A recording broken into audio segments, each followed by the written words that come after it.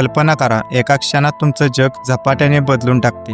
म्यानमारमध्ये आज जेव्हा 77 रिक्टर स्केलचा भूकंप धरून आला, इमारतींचे विध्वंस नव्हे तर लोकांच्या जीवनाची स्वप्ने, आशा आणि विश्वास सुद्धा धुळीत बदलले.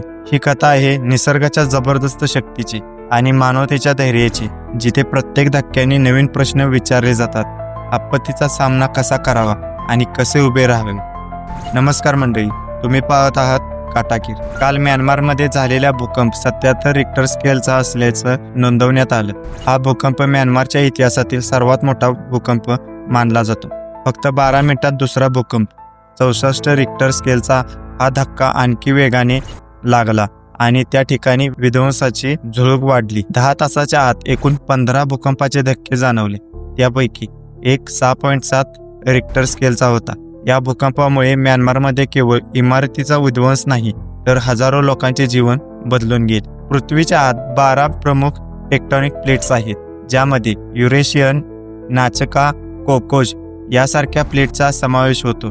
या प्लेटची हालचाल साधारणपणे दरवर्षी 4 ते 5 मिमी इतकी असते, परंतु जेव्हा या प्लेट्स एकमेकांच्या जवळ येतात तेव्हा त्यांच्यामध्ये निर्माण होणारा दाब सहन होण्याची क्षमता संपते आणि ते फाटू लागतात. त्याचवेळी उष्ण लावा आणि अग्नीच्या ज्वालांपासून ऊर्जा मुक्त होते, जी भूकंपाच्या रूपात पसरते. सागाईन भागाजवळील सायगा प्लॉटवर प्लेट्सची हालचाल अतिशय वेगाने आहे. दरवर्षी 11 ते 18 मिमी इतकी हालचाल आणि त्याच्यातील दाब यामुळे या भागात भूकंपाची तीव्रता सामान्यपेक्षा खूप जास्त असते. हीच ऊर्जा ज्या क्षणी मुक्त होते त्याच वेळी ती भूकंपाच्या स्वरूपात प्रकट होते. या भूकंपाने फक्त म्यानमारच नव्हे तर थायलंड, चीन, भारतातील अनेक भागांमध्ये धक्के जाणवले. उदाहरणार्थ थायलंडमध्ये बँकॉकपर्यंत हे झटके पसरलेले असल्याचे नोंदवण्यात आले आहे.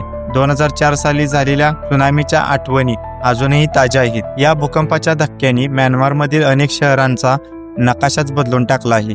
इमारतीचे पायथे उखडून गेले, महामार्ग फुटले, पूल कोसळले आणि अनेको लोक ढिगाऱ्याखाली अडकले. या विनाशक क्षणात नागरिकांच्या जीवनात भीती, शोक आणि अराजकतेचा सागर पसरला आहे. बचाव कार्य सुरू झालं असून रस्ते, पूल आणि इमारतीच्या तब्बल स्थितीमुळे बचाव पथकांना खूप अडचणींचा सामना करावा लागत आहे.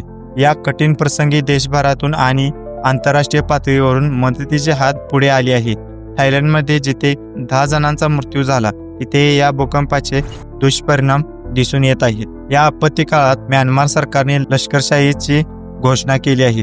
रस्ते फुटले, पूल कोसळले आणि संपर्क साधण्याची व्यवस्था बिघडल्याने बचाव कार्यात खूप अडचणी येत आहेत. भारत सरकारने तात्काळ 15 टन मदत सामग्री, तंबू, ब्लँकेट, झोपण्याच्या पिशव्या, सोलार प्लेट्स तसेच आवश्यक औषधे पाठवून प्रभावित लोकांना मदत केली आहे.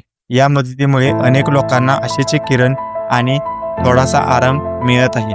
ज्यावेळी या भूकंपाने आपले घर आणि जग बदलून टाकलं तेव्हा लोकांच्या मनात एकच विचार होता, आपण एकत्र येऊ आणि संकटावर मात करू.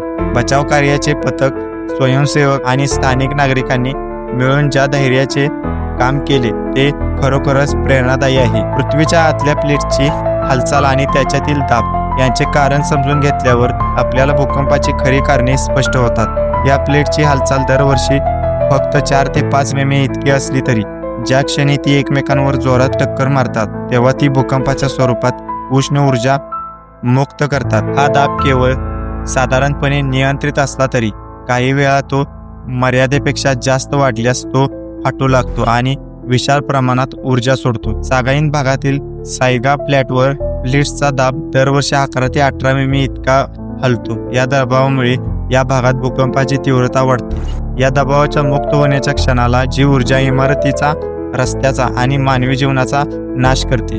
भूकंपाच्या उत्पत्तीबाबत भूगर्भशास्त्रज्ञांचे मत आहे की या भागात उपस्थित असलेल्या गरम लावामध्ये सतत वाढणारा दाब आणि तापमान हा देखील एक महत्त्वाचा घटक आहे. या प्रक्रियेमुळे प्लेट्स एकमेकांना ढकलत असतात किंवा घासतात आणि त्यातून निर्माण होणारा दाब एक वेळी असं जमवतो की तो मुक्त होतो.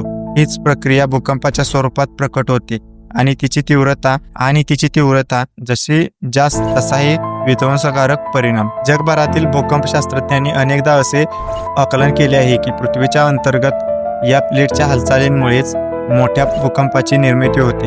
म्यानमारमध्ये झालेल्या भूकंपाने पुन्हा एकदा हे सिद्ध केले आहे की निसर्गाच्या शक्तीला आपण कधीच कमी आखू शकत नाही. जगात दरवर्षी सुमारे 20,000 भूकंप नोंदवले जातात. त्यापैकी फक्त काहीच असे भूकंप आहेत ज्यामुळे मोठा विध्वंस होतो.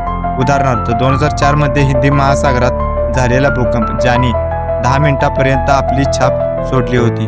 हा इतिहासातील सर्वात दीर्घकालीन आणि विध्वंसात्मक भूकंपापैकी एक मानला जातो.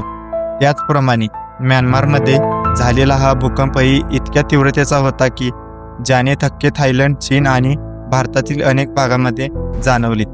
इतिहास आपल्याला शिकवतो की भूकंप एक क्षणिक घटना असली तरी त्याचा परिणाम दीर्घकालीन असतो. प्रत्येक भूकंपाने एक नवीन धडा दिला आहे. सजगतेची, तयारीची आणि एकत्रितपणे संकटाचा सामना करण्याची आपल्यामध्ये इच्छा पाहिजे. भूकंपाच्या या आपत्ती काळात आपल्याला शिकायला मिळते की निसर्गाच्या शक्तीला आपण कधीच नियंत्रित करू शकत नाही, परंतु मानवतेची एकत्रित ताकद, बचाव कार्याची तयारी आणि सजगतेची वृत्ती आपल्याला अशा संकटांचा सामना करण्यास सक्षम बनवते. प्रत्येक भूकंपाने आपल्याला नवीन तंत्रज्ञान, जलद सूचना आणि आपत्कालीन मदत यंत्रणा सुधारण्याची प्रेरणा दिली आहे. आजच्या या व्हिडिओमधून आपल्याला निसर्गाच्या शक्तीची जाणीव होते, परंतु त्याचबरोबर मानवतेच्या धैर्याची आणि एकत्रित सहकार्याची प्रेरणा देखील मिळते. भूकंप आपल्याला शिकवतो की सजगता, तयारी आणि जागरूकता याशिवाय अशा संकटावर मात करणे कठीण आहे. आजच्या या व्हिडिओच्या माध्यमातून आपण भूगर्भशास्त्र, बचाव कार्य, आंतरराष्ट्रीय मदत आणि मानवतेच्या धैर्याची कथा